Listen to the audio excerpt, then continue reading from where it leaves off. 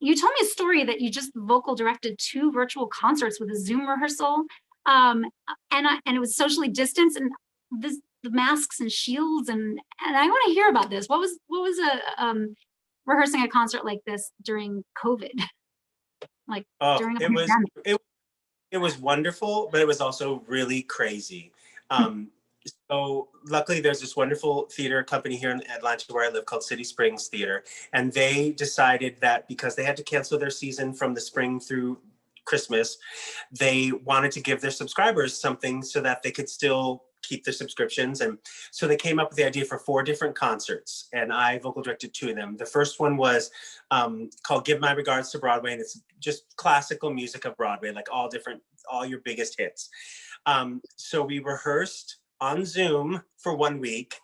And what I had to do was record their accompaniments and play their parts ahead of time and email it to them or Dropbox it to them so they could then play it on their end, because you can't play and sing at the same time because of the delay. So it was a lot of work leading up to it, but then it made the rehearsals a little easier. Then when we got into rehearsals, we rehearsed at their theater, at their rehearsal studios, and it's just 4 singers. There was a director, myself, 2 understudies that sat in the corner.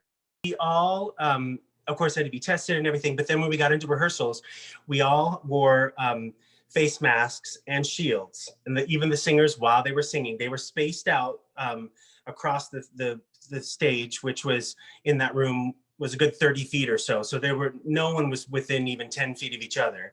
And we used microphones right off the bat, because obviously with people with masks and shields, their sound muffled without them. But it was that first day for those singers in each of the shows, it's just such a disorienting thing to have your mouth covered and then this shield, and you're hearing your microphones, but it's kind of muffled, and it's just you don't see even the same way, and you don't hear the same. And so it was a challenge, but it was successful. We were able to rehearse it, and then what we did is we filmed it in a theater with no audience. We had 8 band members who were all the way upstage, and all the horn players were in their own individual plexiglass cages, basically. And then the rhythm section all wore face masks.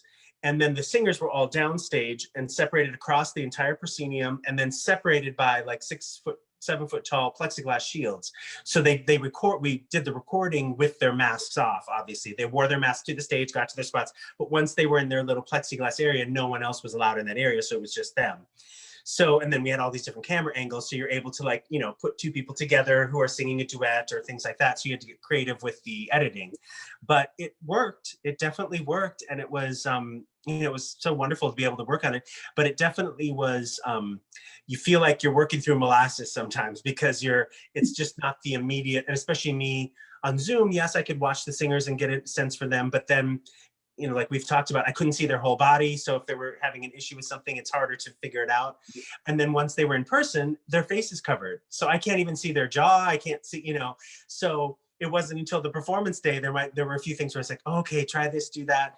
But yeah, it was, they were very talented, so it worked out fine, but it was crazy. It's one of those things I'll look back at and go, remember when we did that show where we wore shields and masks? So, yeah. Good. Well, that's a sign of the times, isn't it? Right now. Yeah. And one of the things about being a performer is, with all of the adversity that we've been through just by virtue of getting to a certain part, a certain place in our careers, right? There's the struggle. So it's like if you can do that, if you can make it through that part of your career and the struggle, you can make it through anything.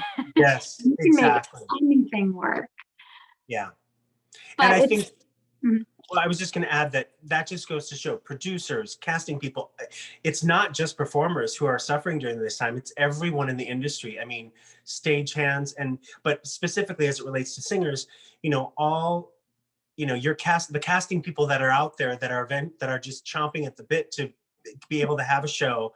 They're so looking forward to a lot. I know Royal Caribbean has totally revamped its auditioning thing, where now they have a huge video submission program that they basically have created a website internally that's almost like Facebook, but it's just for Royal Caribbean, where any performer can upload sign in and create their profile and upload their reel, and you can update it as much as you want. You have access to that. And then they would get a notification that, oh, Ben Bryant just updated his reel, or updated your fitness photos, or updated your resume. And so there are some really good things coming out of this. I think that with something like the COVID thing, with doing a concert, I had to trust in ways that I never, because I'm very much, I'm not a control freak, but I very much like to take any guesswork out of the final equation. I want it to be all mapped out and figured out, and try and troubleshoot everything. Well, there was no way to do that in this circumstance. There were just too many unknowns and too many crazy experiences none of us had ever been in, including the camera operators and other things, just, oh, okay, now there's a shadow because this plexiglass is over there that would, really wouldn't worry about on a stage.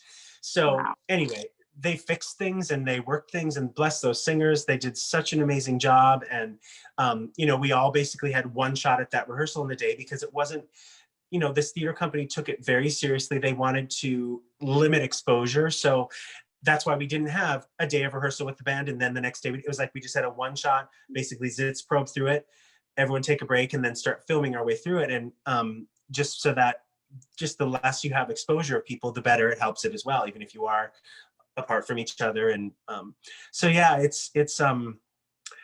it was a great experience, but very challenging for sure.